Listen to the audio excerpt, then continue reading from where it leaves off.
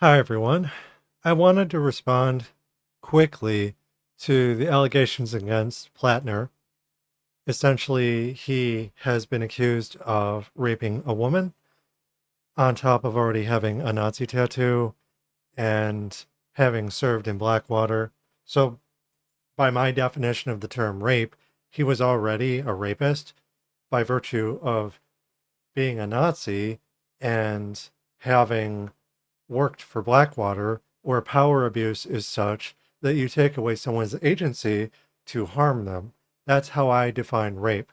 So even just considering him having worked for Blackwater, I would have viewed him as an abuser that wouldn't be above sexual assault, in my opinion.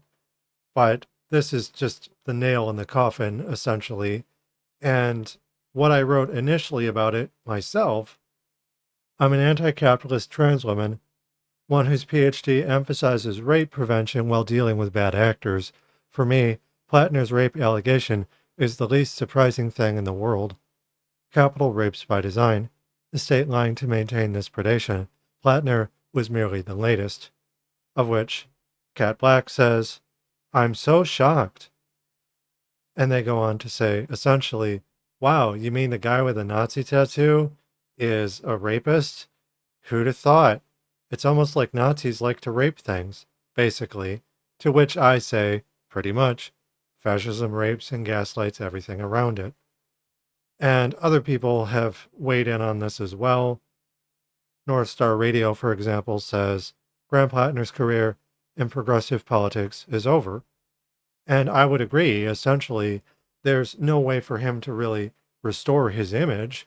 Once you get accused of something like this, many people in the West recognize that rape allegations being false are incredibly rare, and unless some kind of smoking gun materializes demonstrating that falsity within the next 2 weeks, Platner is basically going to have to switch gears and become conservative instead of the John Fetterman approach, where he was progressive and then went to the dark side after being elected. Platner doesn't have that option and will essentially have to switch gears midstream. And this unto itself is going to be probably not something that he could even do until another election cycle, anyways. And essentially everything that he said was total bullshit. And the thing that I'm ultimately curious about as far as all of that goes is there are so many people in establishment politics who leaned pretty hard into endorsing him and apologizing for the Nazi tattoo to varying degrees, from Hassan Piker to the Minority Report and various other people, Kyle Kalinske, I think, as well, where they were completely unable to recognize just how bad it is to have a Nazi tattoo. Like, you can't just go out and get one of those.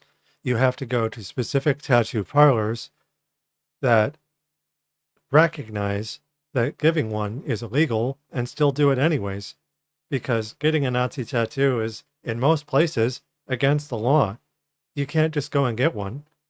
And that's the reasonable doubt that apologizers of the tattoo tried to argue, including Platner himself, saying, oh, he had no idea, like hell.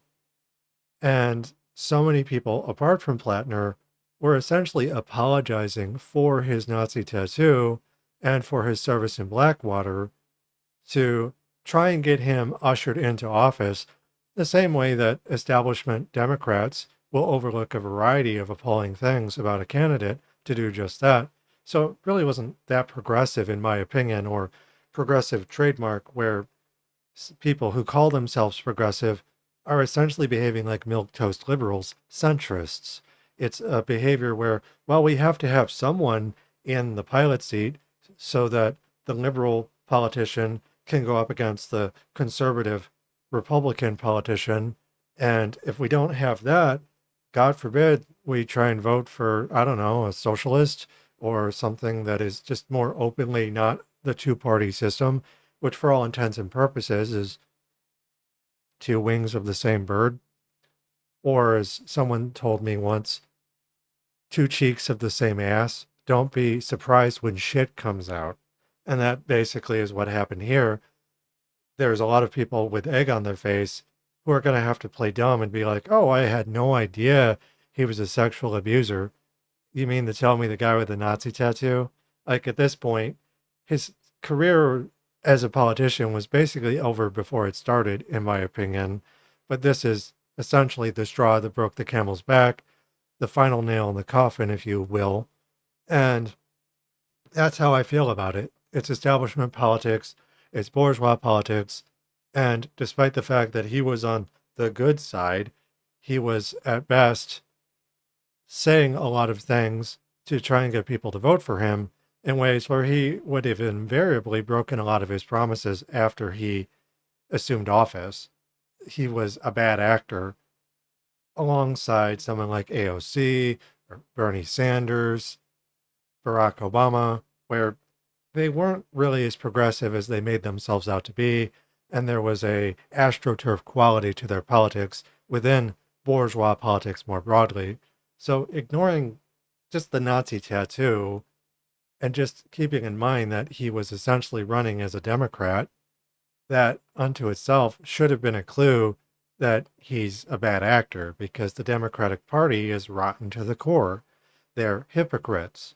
It's their job to be hypocritical without people getting the dirt on them until at least they're elected. And even then, it's not a foolproof strategy because Bill Clinton, for example, was ousted from office or resigned from office after he was exposed because that's what the good side does. The lesser of two evils owns up to being exposed as a rapist, whereas Donald Trump's side doesn't. But they basically look after each other in a very kayfabe style way, heel and face. So Platner, through the kayfabe model, is at this point, if he continues a career in politics at all, going to surrender the veneer of progressive politics and basically turn heel. There's not really time at this point for him to turn coat, but I would be surprised if he didn't. And I'm really curious to hear what people on the so-called left, online, for example, with Ari Hassan Piker, the Minority Report, Kyle Kalinske et al., what are they going to say about this? Gee, I just had no idea. And it's like, okay, we have to stop giving these people the time of day when it comes to these kinds of things because their so-called progressive politics are really no different than Platner. Birds of a feather flock together. So, yeah, I'm not surprised to see Platner do what he did. And if other people either continue to defend him or play dumb, I won't be the slightest bit surprised either. Because anyone who's willing to apologize for a Nazi tattoo is already apologizing for rape in some shape or form. It's essentially a fascist with a mask that isn't really fooling anyone except for other bad actors, which is what a lot of these people are at this point. If you're apologizing for Platner, it says very little about you, good, and plenty of things that are worth criticizing to a high degree. And that's basically what I do through my work. And I'll just have to wait and see what people say. In any event, this is a short little video. I just wanted to get it out there within 24 hours of having heard about this, beyond just like a YouTube community post. But yeah, those are my thoughts and feelings. And if you like what I do, you can like, share, and subscribe. You can leave a comment. I also accept donations if you want to support my work through Patreon, Ko-fi, etc. Those links will be in the description as well.